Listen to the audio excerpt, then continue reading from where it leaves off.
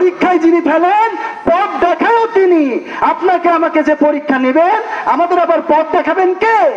এই পরীক্ষায় পাশ করলে এবং সুম্মাস্তাকাম, ধৈর্য ধরে থাকলে আল্লাহ তাআলা কি নাজিল করবেন? ফেরেশতা নাজিল করবেন। তাহলে বিপদে আপদে মুসিবতে আমরা আল্লাহর উপর ধৈর্য রাখবো কি রাখবো না? কে কে রাখবেন হাত উঁচু করে দেখান। আল্লাহ আমাদের এই ভাইয়ের হাত কবুল করে নেন।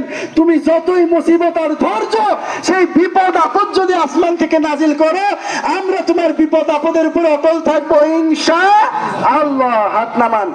সম্মানিত হাজিরিন,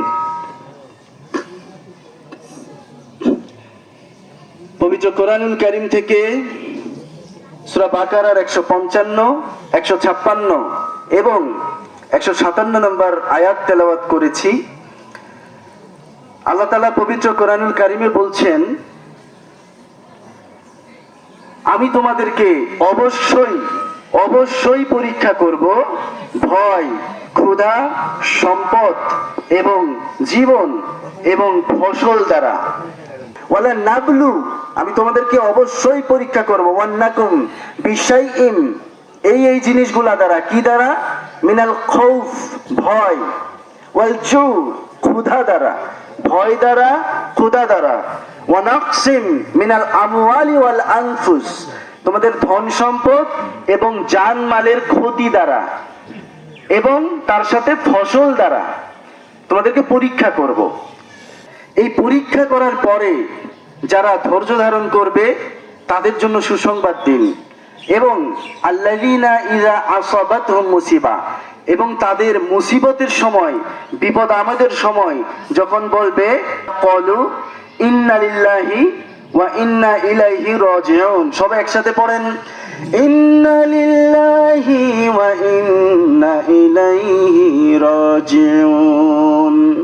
মুমিনদের বৈশিষ্ট্য হলো যে কোনো বিপদ আপদে, যে কোনো মুসিবতে কাকে স্মরণ করবে? আল্লাহকে স্মরণ করবে। এটাই মুমিনের একমাত্র বৈশিষ্ট্য। সম্মানিত হাজিরিন, এই দুনিয়া আমাদের আল্লাহ তাআলা পাঠাইছেন পরীক্ষার জন্য, দুনিয়াতে কোনো ভোগ বিলাসের জন্য নয়, খুব অল্প সময়ের জন্য। কাউকে 40 বছর, কাউকে 50 বছর, 60 বছর হায়াত দিয়ে, সর্বোচ্চ 80-100 বছর হায়াত দেওয়ার পরে, তার উপর পরীক্ষা নেওয়ার পরে আল্লাহ তাআলা আবার তার কাছে কামব্যাক করবেন, আবার কামব্যাক করাবেন এবং প্রশ্ন করবেন, তুমি দুনিয়ায় কি করে এসেছিলে? কারণ পবিত্র কোরআনুল কারীমে সূরা হাশরে আল্লাহ তাআলা বলছেন, الذي خلق الموت والحياة ليبلوكم أيكم أحسن عملا وهو العزيز الغفور। আমি তোমাদেরকে দুনিয়ায় পাঠাচ্ছি ভোগ বিলাসিতার জন্য নয়, শুধু চাকরি করে উপার্জন করে জীবনটা কাটিয়ে দিবে এই জন্য নয়, শুধু ব্যবসা বাণিজ্য করবে এই জন্য নয়, সুদ ঘুষ খাবে এই জন্য নয় রে বান্দা। আমি তোমাদেরকে দুনিয়ায় পাঠাইছি, জীবন এবং মৃত্যু দান করেছি। এর কারণ হলো আমি দেখতে চাই আমল এবং আখলাকের মধ্যে কে কাকে ছাড়িয়ে চলে যায়। সুবহানাল্লাহ। আমল এবং আখলাকের মধ্যে কে সবচাইতে ভালো করেন, এই পরীক্ষাটা করার জন্য আল্লাহ তাআলা আমাদেরকে এই দুনিয়ায় পাঠিয়েছেন। সম্মানিত হাজিরিন, পবিত্র কোরআনুল কারীমে সূরা আলে ইমরানের 142 নম্বর আয়াতে আছেন, আল্লাহ তাআলা বলছেন, প্রশ্ন করে বলছেন, আম হাসিবতুম আন তাদখুলুল জান্নাহ, এই বান্দা তোমরা কি মনে করছো যে এত সুন্দর জান্নাত, পায়ের নিচ দিয়ে স্রোতস্বিনী নদী বয়ে গেছে, যেখানে দুধের ঝর্ণা, যেখানে শরাবের ঝর্ণা, যেখানে আর কোনো তৃষ্ণা থাকবে না, যেখানে তুমি যা চাইবা তাই পাবা, বাড়ি গাড়ি টাকা পয়সা ধন দৌলত এবং স্ত্রী তো থাকবেই, তার সাথে আরো 70টা স্ত্রী আল্লাহ কি বোনাস দিবেন। এত সুন্দর সুন্দর জিনিস কি আমি তোমাকে এমনি এমনি দিয়ে দিব? আম হাসিবতুম আন তাদখুলুল জান্নাহ, তোমরা কি ভেবে নিয়েছো এমনি এমনি জান্নাতে চলে যাবে? ওয়ালাম্মা ইয়ালামাল্লাহু আল্লাযীনা জাহাদু মিনকুম ওয়া ইয়ালামাস সাবিরিন, অথচ আমি দেখলামই না যে তোমরা আমার পথে কে কে জিহাদ করতে পারো অথবা কে কে ধৈর্য ধারণ করতে পারো। এই পরীক্ষাটা নিলাম না, না নিয়েই তোমরা মনে করছো পরীক্ষা না দিয়ে এমনি এমনি জান্নাত পেয়ে যাবা? জান্নাত কি দিল্লি কা লাড্ডু, চাইলেই পাওয়া যাবে? এত সোজা নয়। দুনিয়ার শুরু থেকে কিয়ামত পর্যন্ত যারা বলবে আল্লাহ, পবিত্র কোরআনুল কারীমে আল্লাহ তাআলা বলছেন এত সহজ নয়। আল্লাযীনা ক্বালু রাব্বুনা আল্লাহ, যারা বলবে আল্লাহ তুমি আমাদের প্রভু, শুধু তাই না, মুখে মুখে বললে হবে না, সুম্মাস্তাকাম, যারা এটার উপরে দৃঢ় মনোবল থাকবে, প্রতিষ্ঠিত থাকবে। এমন জুলুম নির্যাতন তোমার উপরে আসছে, তোমার জানটা বের হয়ে যায় অবস্থা, এমন তোমার উপর জুলুম নির্যাতন হচ্ছে, তোমার চামড়া গুলোকে কেটে ফেলা হচ্ছে, চামড়া কেটে সেখানে লবণ দেয়া হচ্ছে, তোমার রক্তগুলা ঝরে ঝরে পড়ছে, তোমাকে জবাই করে হত্যা করা হচ্ছে, মাথা থেকে করাত দিয়ে ফাড়তে ফাড়তে নিচ পর্যন্ত নিয়ে যাওয়া হচ্ছে একটাই অপরাধে, কারণ তুমি বলছো আল্লাহ রব্বুল আল্লাহ, তুমি আমাদের রব।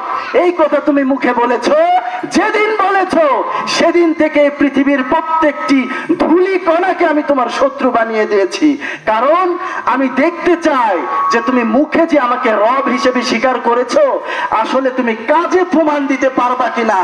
যখন তুমি এই কঠিন পরীক্ষায় প্রমাণ দিতে পারবে, অটল থাকবে, সুম্মাস্তাকাম, যখন এটার উপরে কোনো ব্যক্তি জুলুমের পরেও অটল থাকবে, অবিচল থাকবে, বেলালের মতো, খালিদের মতো, খাব্বাবের মতো হত্যা করা হচ্ছে, এই অবস্থায় যদি কোনো বান্দা বলতে পারে আল্লাহ আমাকে মেরে ফেললেও, জবেহ করলেও, হত্যা করলেও তুমি আমার রব, আমার ধর্ম আমি পরিত্যাগ করব না, তাদের উপরে আমি আল্লাহ ফেরেশতা নাজিল করব, সুবহানাল্লাহ। সম্মানিত হাজিরিন, যদি অটল থাকতে পারেন, আল্লাহ পবিত্র কোরআনুল কারীমে ঘোষণা দিয়ে বলছেন তোমার উপরে আমি ফেরেশতা নাজিল করব, যারা তোমাদেরকে সুসংবাদ দিবে, ওয়াবশিরু বিল জান্নাহ, সুবহানাল্লাহ, যারা তোমাদেরকে সুসংবাদ দিবে সেই মহান জান্নাতের, সুবহানাল্লাহ। সম্মানিত হাজিরিন, শুধু তাই নয়, আল্লাহ তাখাফ, তাদের কোনো ভয় থাকবে না, ওয়ালা তাহজান, তাদের কোনো টেনশন চিন্তা কোনো কিছু থাকবে না, এবং তাদেরকে দেয়া হবে সেই জান্নাত আল্লাতী কুনতুম তুআদুন, যা তোমাদেরকে ওয়াদা করা হয়েছে। কে ওয়াদা করেছেন? কে ওয়াদা করেছেন? এই ছদু মধু কদুর ওয়াদা না, এটা আল্লাহর ওয়াদা, আর আল্লাহর ওয়াদা পরিপূর্ণ করবেন ইনশাআল্লাহ। সম্মানিত হাজিরিন, আজকে কুরবানির দিন, কুরবানির শিক্ষা কি আমরা এতটুকু বুঝে নিয়েই বাসায় গেলে হবে? আমরা কুরবানি মানে অনেকেই বুঝি কুরবানির সময় শুধু একটা ছাগল বা একটা ভেড়া বা একটা গরু এনে বিসমিল্লাহ বলে জবাই করে গোস্ত খাইলেই হয়ে গেল। এত সহজ না।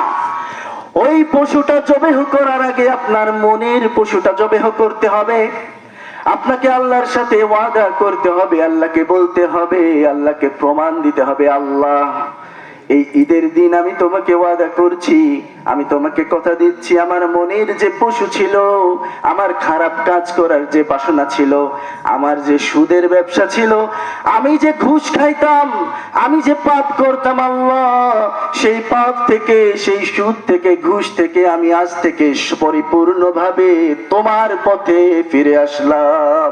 কে কে পারবেন আল্লাহকে দুহাত উঁচু করে দেখান? কে কে জীবনের সমস্ত পাপ আজ থেকে বন্ধ করে দিতে পারবেন?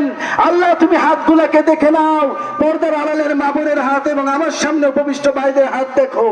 আজকে ঈদের দিন আল্লাহ আমরা দোয়া করছি তোমার কাছে খালিস দিলে, যে হাতগুলো দেখা যাচ্ছে শুধুমাত্র এই হাত তুলে আছে সেই ভাইদের, এবং যারা হাত না তুলে চলে গেল সেই ভাইদেরকেও সমস্ত গুনাহ খাতা ক্ষমা করে দাও, আল্লাহুম্মা আমিন।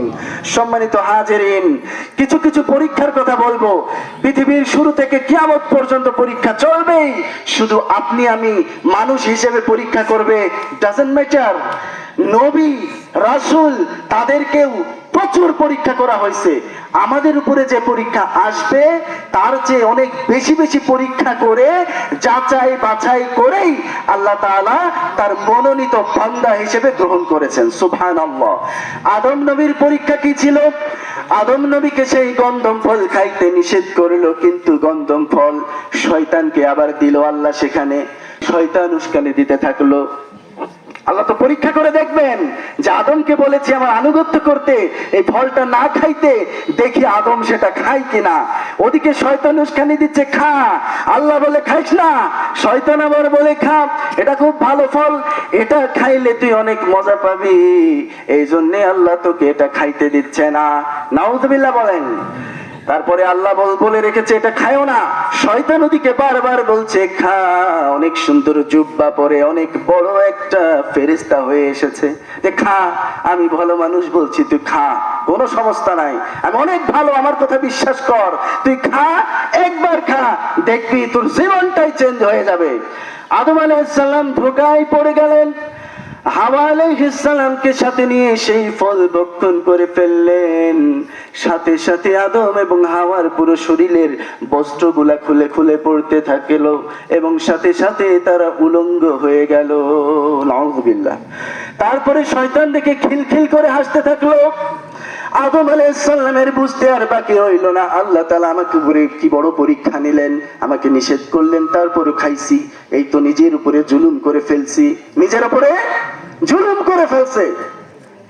তারপরে আদম আলাইহিস সালাম সিজদায় লুটিয়ে পড়লেন এবং আল্লাহর কাছে কান্নাকাটি শুরু করে বলতে থাকলেন, রব্বানা যালামনা, সবাই পড়েন, রব্বানা যালামনা আনফুসানা ওয়া ইল্লাম তাগফির লানা ওয়া তারহামনা লানাকুনান্না মিনাল খাসিরিন। হে আল্লাহ, আমাদের নফসের উপরে আমরা জুলুম করে ফেলেছি মাবুদ, তুমি যদি আমাদেরকে ক্ষমা না করো তাহলে আমরা ক্ষতিগ্রস্তদের অন্তর্ভুক্ত হয়ে যাব। এভাবে বারবার দোয়া পড়তে থাকলেন। আল্লাহ তাআলা আদম আলাইহিস সালাম এবং হাওয়া আলাইহিস সালামের দোয়া কবুল করে নিলেন। আলহামদুলিল্লাহ, কবুল করে নিলেন, তাদেরকে ক্ষমা করে দিলেন, কিন্তু বললেন যেহেতু তোমরা আমার আনুগত্যের বরখেলাপ করেছো, তোমাদেরকে এই পরীক্ষা স্বরূপ আমি দুনিয়ার নিচে নামিয়ে দিব। কুলনা বিতু মিনহা জামিয়ান ফাইম্মা ইয়াতিয়ান্নাকুম মিন্নি হুদান ফামান তাবিয়া হুদা ফালা খাউফুন আলাইহিম ওয়া লাহুম ইয়াহজানুন। আল্লাহ বললেন তোমরা সকলে এখান থেকে নামো। তোমরা এমন এক কাজ করেছো এখানে থাকার আর যোগ্যতা নাই। আদম তুমিও নামো, সাথে হাওয়া নামো, শয়তান তুমিও দুনিয়ায় নেমে যাও। শয়তান ঘুণাক্ষরে টের পাই নাই যে আদমকে আমি পথভ্রষ্ট করছি, আল্লাহ শাস্তি স্বরূপ আমাকেও জান্নাত থেকে নামিয়ে দিবেন। সবাইকে বললো জামিয়ান, সবাই নেমে যাও এখান থেকে। শুধু তাই নাই, হাওয়ার পেট থেকে কিয়ামত পর্যন্ত যে লক্ষ কোটি কোটি মিলিয়ন বিলিয়ন যে সন্তানে আদম সন্তানরা আসবে, তোমরা আর কেউ জান্নাতে থাকতে পারবে না, সকলেই দুনিয়ায় থাকবা। তারপরে আদম বলল, আল্লাহ তাহলে আমি কি করব দুনিয়ায়? আল্লাহ বললেন ভয় নাই, আমার পক্ষ থেকে আয়াত যাবে, আমার পক্ষ থেকে তোমাদের জন্য পরামর্শ নিদর্শন আমল যাবে। তোমরা যারা যারা সেই আমলগুলোকে পালন করবা, আমার আনুগত্য করবা, তাদেরকে আমি আবার এই জান্নাতে তুলে নিয়ে আসবো। সুবহানাল্লাহ। আমরা কি রাজি আছি না? সবাই আমল করে আমরা জান্নাতে চলে যাব, জান্নাতের মানুষ এই জান্নাতে ফিরে যাব। কে কে রাজি আছেন? আল্লাহ তাআলা সকলকে কবুল করুন, আল্লাহুম্মা আমিন। আদমের পরে পরীক্ষা নিলেন নূহ আলাইহিস সালামের উপরে। খুব শর্ট করে বলছি, বড় বড় ঘটনা কিন্তু শর্ট করে বলছি। নূহকে বললেন তুমি দাওয়াতি কাজ করো, একদিন নয়, 2 দিন নয়, 1 বছর নয়, 2 বছর নয়, আমাদের হায়াত তো 70-80 বছর। নূহ আলাইহিস সালামকে হায়াত দিলেন 950 বছর। সুবহানাল্লাহ। এত বছর দাওয়াতি কাজ করার পরেও খুব জোর হাতে গোনা কয়েকজন 60-70-80 এরকম টাইপের কিছু মানুষ তার দাওয়াতি কথা শুনে এই আল্লাহর পথে চলে আসলেন। বলেন সুবহানাল্লাহ। তারপরে আরো পরীক্ষা। এত বড় জীবনের পরে এতটুকু মানুষ আসা একজন নবীর জন্য অপমানজনক না? বিশাল অপমানজনক। তারপরে আরেক পরীক্ষা নিলেন। আল্লাহ তাআলা বললেন নৌকা বানাও। নূহ বলল কেন নৌকা বানাবো আল্লাহ? এখানে তো মরুভূমি, কোনো পানি নাই, নৌকা বানাই কি হবে? বলল বানাও, আমি যা জানি তুমি জানো না, তুমি বানাও, নৌকা বানাও, কারণ তোমার উপরে মহাপ্লাবন দিয়ে ধ্বংস করে দিব তোমার এই জাতিকে। আল্লাহু আকবার। তারপরে নৌকা বানাইলো, বিরাট প্লাবন দিল, যারা যারা আল্লাহর পথে এসেছিল শুধু তাদেরকে নিয়ে নৌকায় আরোহণ করতে বলল। বাকি যারা ছিল সবাই, একজন বুড়ি ছাড়া সবাই সেই মহাপ্লাবনে ধ্বংস হয়ে গেল। শুধু তাই নয়, নূহ নবীর স্ত্রী এবং তার পুত্র কেনান নিজের স্ত্রী এবং নিজের সন্তানকে চোখের সামনে ডুবে মরে যেতে দেখলেন কে? নূহ আলাইহিস সালাম। এটাও তো একটা বিরাট পরীক্ষা। তারপরে পরীক্ষা নিলেন কার উপর? ওই সময় নূহ আলাইহিস সালাম কাকে স্মরণ করেছিল? আমরা বিপদের সময় কাকে স্মরণ করব? আদম কাকে স্মরণ করেছিল? নূহ কাকে স্মরণ করেছিল? আমরাও স্মরণ করব যে কোনো বিপদ আপদে। তারপরে পরীক্ষা আসলো আইয়ুব আলাইহিস সালামের উপরে। সারা গায়ে ঘায়ে ভরে দিল যে তোমার কুষ্ঠরোগ, তোমার ঘা, তুমি এটাকে এখন সাফার করো। অনেক মাস যাবত, বছর যাবত তিনি সাফার করতে থাকলেন। এমন একটা অবস্থায় পৌঁছালেন তার গায়ে পোকা হয়ে গেল, এবং কিছু কিছু পোকা যখন নিচে পড়ে যাচ্ছিল সেই পোকাকে তুলে আবার সেখানে দিচ্ছিল। তাকে প্রশ্ন করা হইল যে আপনি এই কাজ করলেন কেন? পোকা তো নিচে পড়ে গেছে, তুলে আবার দিচ্ছেন। আইয়ুব আলাইহিস সালাম বললেন যে আল্লাহ আমাকে রোগ দিয়েছেন, যে আল্লাহ আমাকে পোকা দিয়েছেন, সেই পোকার মধ্যেও রহমত থাকতে পারে কি নাই? সম্মানিত হাজিরিন, সেই পোকার মধ্যেও আল্লাহ চাইলে যদি, আল্লাহ যদি এই পোকা খাওয়াতে খুশি হয় তো আমি খুশি, আলহামদুলিল্লাহ। আইয়ুব নবী কাকে স্মরণ করলেন? আপনারা কাকে স্মরণ করবেন? আলাইহিস সালাম একদিন ইনশাআল্লাহ না বলে তার রাজ সবাই ঘোষণা করলো, আমি আমার 70 জন স্ত্রীর কাছে যাব। তার স্ত্রী ছিল 70 জন, পবিত্র কোরআনুল কারীমের ঘটনা। 70 জন স্ত্রীর কাছে যাব, যাওয়ার পরে আমি তাদের সাথে মিলনে লিপ্ত হব। 70টা বাচ্চা হবে এবং 70টা বাচ্চাকে আল্লাহ তোমার পথে আমি উৎসর্গ করব, কিন্তু ইনশাআল্লাহ বলতে ভুলে গেলেন। সুলাইমান আলাইহিস সালাম গেলেন, সেই মিলন করলেন 70 জন স্ত্রীর সাথে, কিন্তু মজার বিষয় তার কোন স্ত্রীর কাছ থেকে একটাও বাচ্চা হলো না। আল্লাহু আকবার। একজনের বাচ্চা হয়েছে, সে বাচ্চাটা নিয়ে এসে রাজসভায় রেখেছে। ওই বাচ্চাটার হাত নাই, পা নাই, শরীর অর্ধেক গলে গলে আছে, পূর্ণাঙ্গ কোনো বাচ্চা না, এখনই মরে যাবে একটু পরে, এইরকম অবস্থা। এইরকম একজন যে পুরো পৃথিবীর ক্ষমতা, রাজত্ব আল্লাহ তাআলা দিয়েছেন, তার রাজত্বে সব মানুষের সামনে, মন্ত্রীদের সামনে তার এরকম একটা বাচ্চা নিয়ে এসে বলছেন 70 জন স্ত্রীর সাথে মিলন করেছেন, এই যে আপনার মিলনের ফল। সম্মানিত হাজিরিন, আল্লাহর কাছে সিজদায় পড়ে গেল, কান্নাকাটি শুরু করো, আল্লাহ আমাকে এত বড় অপমান কেন করলা?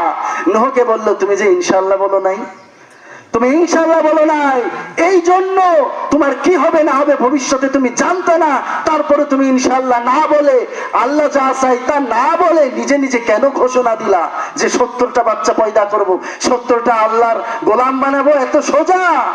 তাহলে আমরা আমাদের কাজে কামে কি বলবো? ইনশাআল্লাহ। তারপরে পরীক্ষা আসছে বিবি আসিয়ার উপরে।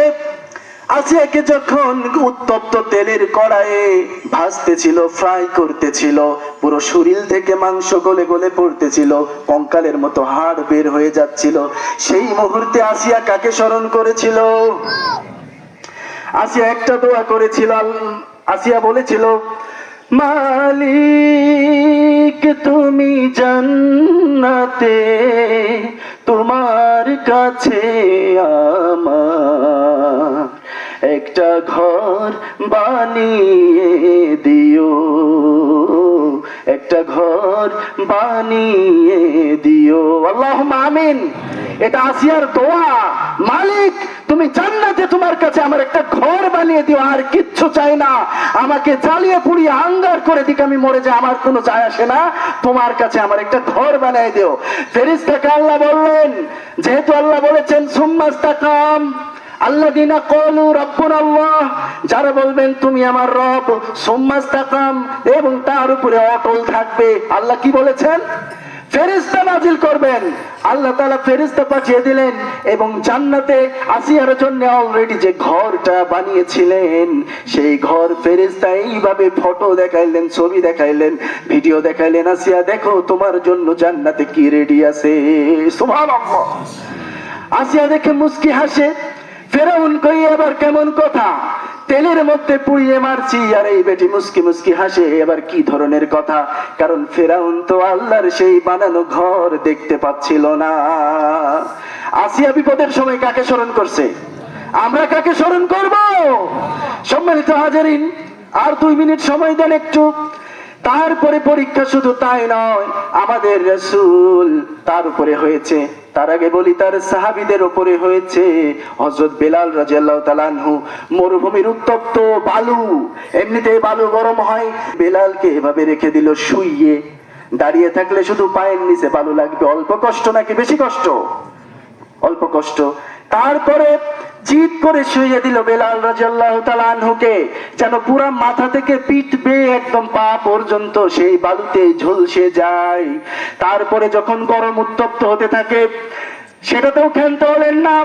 আশপাশের বিরাট পাথর নিয়ে এসে বেলালের উপরে চাপা দিয়ে থাকলেন, যেন বালির সাথে। যারা কড়াই রুটি বানান মা বোনেরা, সে রুটি দেখবেন কড়াইয়ের সাথে যখন ফুলে না, তখন চাপ দিয়ে দিয়ে ফোলায়।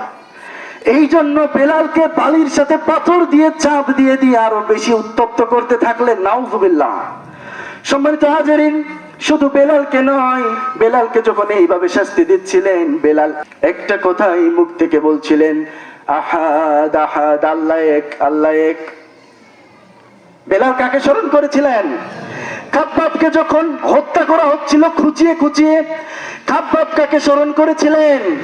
আমাদের রাসূল পৃথিবীর শ্রেষ্ঠ মানুষ, পূর্ণিমার চাঁদের চেয়েও যাকে বলা হয়েছে সুন্দর, সেই মহান মানব, সেই মানবতার মুক্তির দূত, তার উপরে আল্লাহ তাআলা পরীক্ষা নিয়েছেন। এমনি এমনি ছাড় দেন নাই।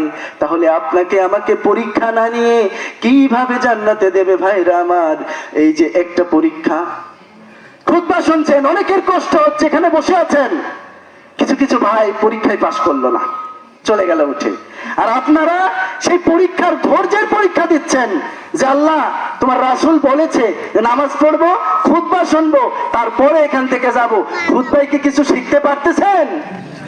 এইটা খুবই গুরুত্বপূর্ণ কথা, আমাদের শিখা দরকার। শেষ করে দেব। রাসূলের উপরে নির্যাতন নেমে আসলো, নিষ্পেষণ নেমে আসলো, তাকে পাগল বলা হলো, তাকে জাদুকর বলা হলো। অথচ রাসূল সাল্লাল্লাহু আলাইহি সাল্লাম ছিলেন আলামিন।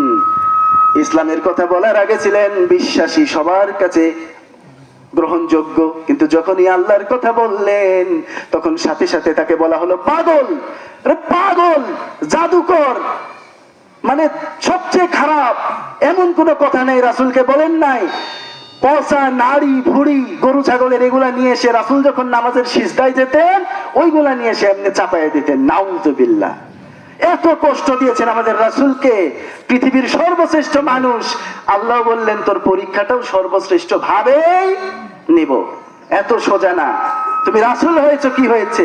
আমার পরীক্ষা দিয়ে পাশ করেই তোমাকে এখানে আসতে হবে। সম্মানিত হাজারিন, তায়েফের ময়দানে যখন দাওয়াতি কাজ করতে গেলেন, পাথর মেরে মেরে রাসূলের পবিত্র গা মোবারক দিয়ে একদম রক্ত ঝরিয়ে, সে রক্ত গা বেয়ে পড়তে পড়তে পড়তে 2 পায়ের জুতা রক্ত জমাট বেঁধে আটকে যায়, খুলতে পারে না, এইরকম একটা অবস্থা। রাসূল পাগলের মতো দৌড়াচ্ছেন, পেছন পেছন বাচ্চাদেরকে লেলিয়ে দিয়েছেন, যাদের কাজ হলো পাথর তুলে তুলে মারা। এতটা কষ্ট সেদিন রাসূলের হয়েছিল, স্বয়ং জিবরাইল আলাইহিস সালাম এসে বলেছিলেন, ইয়া রাসূলুল্লাহ, একটাবার শুধু অনুমতি দিন, এই জমিনকে আমি এমনে তুলে এমনে উপড়ে দিব। 2 পাহাড় ছিল 2 পাশে, এই উহুদ পাহাড় এবং এই পাহাড়কে এমনে ওদের উপরে চাপিয়ে দিয়ে পুরো জাতিকে ধ্বংস করে দেব। রাসূলকে অনুমতি দিয়েছিলেন। এই অনুমতি যদি দিতেন, তাহলে ওই তায়েফের জাতি একদম নিশ্চিহ্ন হয়ে যেতেন। রাসূল দূরদৃষ্টি সম্পন্ন ছিলেন। উনি বললেন, হে জিবরাইল, সাপ ব্যাঙ উকুন সহ সবচেয়ে বেশি আযাব, বেশি গজব কার উপরে আসছে? মুসা নবীর উপরে। ওই নবীকেও পরীক্ষা করছে। মুসা নবী বলছে, আমার ভয় লাগছে, আল্লাহ আমার ভয় লাগছে, আমাকে ফেরাউনের কাছে পাঠাও না। আল্লাহ বলছেন, তোর ভয় লাগলেও আমি তোকে ভয় দিয়ে পরীক্ষা করব। কারণ যে পরে তো বলে দিল, পবিত্র কোরআন নাযিল করে, কি বললো? ওয়ালা নাবলুওয়ান্নাকুম বিশাইইম মিনাল খাউফ, মানে ভয়। আমি তোমাদের ভয় দিয়ে পরীক্ষা করব। মুসা, তোমার ভয় লাগছে সে ফেরাউনের কাছে যেতে, ডাজন্ট ম্যাটার, তুমি যাও, you go and speak my lecture, আমি যা বলেছি তোমাকে, যা লেকচার দিয়েছি এইগুলা তুমি ফেরাউনের সামনে প্রচার করো। ফেরাউনকে বলো, এতে যে তোমাকে মেরে ফেলবে, কিসের ভয় করো তুমি?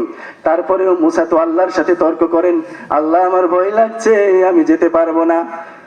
আল্লাহ তো আবার বলছে তুমি যাও, সমস্যা নেই, যাও, আমি তো আছি, যাও। তারপরে যখন বারবার তর্ক করছে তখন আল্লাহ বললেন, আচ্ছা ঠিক আছে, কি করবো এখন বলো, তাইলে তুমি কি যাবা না? মুসা বলেন, আমি যাব, ঠিক আছে যাব, তুমি আমার ভাই হারুনকে নবুয়ত দাও। সুবহানাল্লাহ। তুমি আমার ভাই হারুনকেও আমার সাথে পাঠাও, আমাদের ভয় লাগে না? আমার ভয় লাগছে, আমি একা যাবো না, আমাকে আমার ভাই হারুনকেও দাও। সাথে সাথে হারুনকে নবুয়ত দিলেন, দিয়ে বললেন, হারুনকে নবুয়ত দান করেছি, হারুনও যেহেতু ভালো মানুষ, তুমি হারুনকে সাথে নিয়ে দুইজন মিলে যাও। দুজন মিলে গেল ফেরাউনের কাছে। যখন আল্লাহর কথা বলল, ফেরাউন তো আরেক খারাপের খারাপ, জন্মের খারাপ, যিনি আসিয়াকে তেলের কড়ায় উত্তপ্ত করে মারছে, তিনি কি মুসাকে এমনি এমনি ছেড়ে দিবে? এমনি ছেড়ে দিবে না। এই মুসা যেন আমার কাছে না আসে, এই দিনটা ফেরাউন দেখতে চায় না, বিধায় হাজার হাজার বাচ্চাকে হত্যা করেছে। তারপরেও আল্লাহর কি কারামতি, এই মুসা বাচ্চাকে বাক্স করে নদীতে ভেসে যাচ্ছিল, বিরাট কাহিনী, আসিয়া তুলে নিয়ে আসছে গোসল করতে গিয়ে। তারপরে ওই ফেরাউনের বাড়িতেই মুসাকে আল্লাহ লালন পালন করে বড় করছে। সুবহানাল্লাহ বলেন। আল্লাহর খেলা অন্য লেভেলের খেলা, সম্মানিত হাজারিন। তারপরে দুইজন গেল, যাওয়ার পরে যখন ফেরাউনকে দাওয়াত দিল, ফেরাউন একের পর এক নিষ্পেষণ জুলুম শুরু করলো। এক পর্যায়ে তাকে এমন দৌড়ানি দিল, মুসার যে মানুষজন নিল সবাইকে নিয়ে পালাইতে বাধ্য হলো। পালাইতে পালাইতে যখন নীল নদীর সামনে গেল, সামনে নদী, পেছনে ফেরাউন, পেছনে ফেরাউন, সামনে নদী, পালানোর জায়গা নাই। এই মুহূর্তে আল্লাহর কাছে কান্নাকাটি শুরু করলে, মাবুদ আমি বলেছিলাম যাবো না, তুমি তো পাঠাইলে, এই দেখো কি অবস্থা, এখন একমাত্র বাঁচানোর মালিক তুমি। আল্লাহ বললেন, মুসা তোমার হাতে কি? মুসা বললেন, লাঠি। এ লাঠি দিয়ে কি হবে? বললেন, তুমি এই লাঠি সেই নদীতে মারো, উত্তাল সাথে সাথে এই নদীতে মুসা লাঠি নিক্ষেপ করলেন।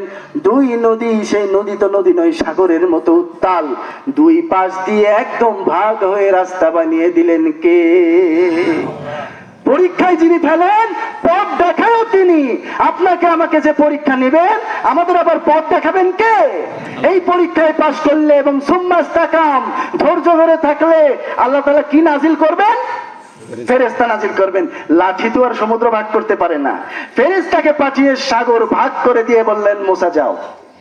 মুসা পরীক্ষায় পাশ করে গেল, আর ফেরাউন সে নীল নদে ডুবে মরে গেল। এখনো তার লাশ মুমি করে রাখা হয়েছে। ইন্না লিল্লাহি ওয়া ইন্না ইলাইহি রাজিউন। দুইটা ছোট্ট উদাহরণ দিয়ে আজকের খুতবাটা শেষ করব। এই ইন্না লিল্লাহ পড়ার মর্ম কি, এই ইন্না লিল্লাহ পড়ার তাৎপর্য কি, আপনারা বুঝতে পারবেন এই দুইটা কথা যদি বলি। নাম্বার 1, ভালো করে শুনেন, শেষ। নাম্বার 1, উম্মে সালামা রাদিয়াল্লাহু তাআলা আনহা থেকে বর্ণিত, তিনি বলেন, আমার স্বামী আবু সালামা যখন রাসূল সাল্লাল্লাহু আলাইহি সাল্লামের কাছে আসলেন, আমাকে একটা দোয়া শিখিয়ে দিলেন।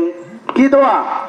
ইন্না লিল্লাহি ওয়া ইন্না ইলাইহি রাজিউন। বললো, স্ত্রী তুমি যত বিপদে আপদে পড়ো এই দোয়াটা পড়বা। তারপরে বললেন, এই দোয়া পড়লে কি হবে? এই দোয়া পড়লে তুমি যা তোমার আছে, যা তোমার হারিয়ে গেছে, তার চেয়ে আরো উত্তম ফিরিয়ে দেবেন কে? আল্লাহ সুবহানাহু ওয়া তাআলা। তারপরে তার আমল শুরু করলেন তিনি। তার স্বামী মারা গেল, যিনি দোয়া শিখাইলেন তিনি মারা গেলেন। ওনার স্বামী ছিলেন অনেক ভালো, আবু সালামা অনেক ভালো ছিলেন। এখন উম্মে সালামা ভাবতেছে, ইন্না লিল্লাহ পড়লেন, পড়ার পরে আরো একটা দোয়া পড়লেন যে আল্লাহ আমাকে বিপদ আপদে ধৈর্য ধারণের, আল্লাহুম্মা আযিরনি ফি মুসিবাতি, আল্লাহ আমাকে বিপদ আপদে ধৈর্য ধারণ করার তৌফিক দাও, খায়রাম মানহা, আরো উত্তম কিছু আমাকে দান করো। তখন তিনি এটা পড়তে থাকলেন আর ভাবতে থাকলেন, আমার স্বামী তো এই মক্কা মদিনার ভিতরে সবচেয়ে ভালো, এর চেয়ে ভালো স্বামী আল্লাহ আমাকে কিভাবে দেন, আমি দেখতে চাই। মানে তিনিও দেখতেছেন আল্লাহ কিভাবে আমার স্বামীর চেয়ে আরো ভালো কিছু আমাকে ফিরিয়ে দেন। একদিন যায়, 2 দিন যায়, 3 দিন যায়, এভাবে দিন যেতে যেতে একদিন এই উম্মে সালামা বসে বসে তার চামড়ার একটা কাপড় সেলাই করছিল, রং করছিল। হঠাৎ করে দরজায় নক করলো মুহাম্মাদুর রাসূলুল্লাহ সাল্লাল্লাহু আলাইহি সাল্লাম। ঘরে প্রবেশের অনুমতি চাইলেন। উম্মে সালামা সাথে সাথে তাড়াহুড়া করে হাতের সেই রং মুছে ধুয়ে ফেললেন এবং ঘরে প্রবেশের অনুমতি দিলেন। নরম বিছানায় বসার জন্য অনুমতি দিলেন। রাসূল সাল্লাল্লাহু আলাইহি সাল্লাম বসলেন। বসার সাথে সাথে সেই উম্মে সালামাকে বিয়ের প্রস্তাব দিলেন। সুবহানাল্লাহ। তিনি ভাবলেন যে আবু সালামার চেয়ে ভালো লোক কে আছে? রাসূল তো আবু সালামার চেয়ে অনেক অনেক উন্নত, অনেক অনেক উন্নত, ঠিক কিনা? উম্মে সালামা তো অবাক হয়ে গেল, হতবাক হয়ে গেল, এটা কিভাবে সম্ভব? আমার স্বামীর চেয়ে কত উন্নত ইয়া রাসূলুল্লাহ, কত পৃথিবীর শ্রেষ্ঠ মানুষ, যিনি আল্লাহর মনোনীত নবী ও রাসূল। আল্লাহ, আমি সেই দোয়া পড়ার কারণে আল্লাহ আমাকে এত বড় উপহার দিলেন। তাদের বিয়ে হয়ে গেল। তাইলে আমরা বিপদে কি পড়বো? ইন্না লিল্লাহ। যদি পড়েন তাইলে ভালো কিছু আল্লাহ ফিরিয়ে দিবেন। লাস্ট উদাহরণ দুইটা বলেছিলাম, শেষ। আরেকটা হলো আল্লাহ তাআলা হাদিসে কুদসিতে রাসূল সাল্লাল্লাহু আলাইহি সাল্লাম বলছেন, যদি কারো বাচ্চা, ছোট বাচ্চা, নাবালক বাচ্চা মরে যায়। এখানে কি কেউ আছেন কারো নাবালক বাচ্চা মারা গেছে? একটু হাত তুলবেন। কারো নাবালক বাচ্চা? আল্লাহ আল্লাহ, হাতগুলা দেখে রাখি। হ্যাঁ, নামান। আল্লাহ আপনাদের জন্য একটা বিরাট সৌভাগ্য, বিরাট একটা সুসংবাদ আছে। কারো যদি নাবালক বাচ্চা মারা যায় এবং সে যদি আলহামদুলিল্লাহ তারপরে মানে আল্লাহর উপর ভরসা রাখে, আল্লাহর উপর শান্ত থাকে এবং সে যদি পড়ে ইন্না লিল্লাহি ওয়া ইন্না ইলাইহি রাজিউন, যদি তিনি এটা পড়ে, তাইলে আল্লাহ তাআলা ফেরেশতাকে ডাক দিয়ে বলেন, ও আমার ফেরেশতা, তুমি কি আমার বান্দার এই বুকের ফুল কেড়ে নিয়েছো? তুমি কি? ফেরেশতা বলে, হ্যাঁ আল্লাহ, কেড়ে নিয়েছি, তোমার অর্ডার ছিল। আবার আল্লাহ জিজ্ঞেস করেন, তুমি কি আমার বান্দার কলিজার টুকরা সন্তানকে কেড়ে নিয়েছো? ফেরেশতা বলেন, হ্যাঁ আল্লাহ, কেড়ে নিয়েছি, আপনার অনুমতি ছিল। তারপরে আল্লাহ ফেরেশতাকে বলেন, আমার বান্দা কি বললো? ফেরেশতা বলেন, আপনার বান্দা আপনার উপর ভরসা রেখেছে, আপনার ধৈর্যের পরীক্ষার উপরে শান্ত থেকেছে এবং তিনি পড়েছেন ইন্না লিল্লাহি ওয়া ইন্না ইলাইহি রাজিউন। আল্লাহ তাআলা ফেরেশতাকে ডাক দিয়ে বলেন, ও আমার ফেরেশতা, যদি তাই হয়, আমার বান্দা যদি তার বুকের কলিজার টুকরা কেড়ে নেওয়ার পরেও শান্ত থাকে, ধৈর্য থাকে, আমার উপরে খুশি থাকে এবং ইন্না লিল্লাহি ওয়া ইন্না ইলাইহি রাজিউন পড়ে, তাহলে তুমি আমার বান্দাকে সুসংবাদ দাও, আমার বান্দার জন্য জান্নাতে আমি একটা ঘর তৈরি করেছি। সুবহানাল্লাহ। যে ঘরের নাম হলো বাইতুল হামদ, মানে প্রশংসার ঘর। নিজের কলিজার টুকরা মারা যাওয়ার পরেও যে রাজি খুশি থাকতে পারে, সেই প্রশংসা করতে পারে, তার জন্য প্রশংসার ঘর বানিয়ে দেওয়ার দায়িত্ব কার? তাহলে বিপদে আপদে মুসিবতে আমরা আল্লাহর উপর ধৈর্য রাখবো কি রাখবো না? কে কে রাখবেন হাত উঁচু করে দেখান। আল্লাহ আমাদের এই ভাইয়ের হাত কবুল করে নেন। তুমি যতই মুসিবত আর ধৈর্য, সেই বিপদ আপদ যদি আসমান থেকে নাজিল করো, আমরা তোমার বিপদ আপদের উপরে অটল থাকবো ইনশাআল্লাহ। হাত নামান। আল্লাহ সবাইকে কবুল করুক, সবাইকে মঞ্জুর করুক।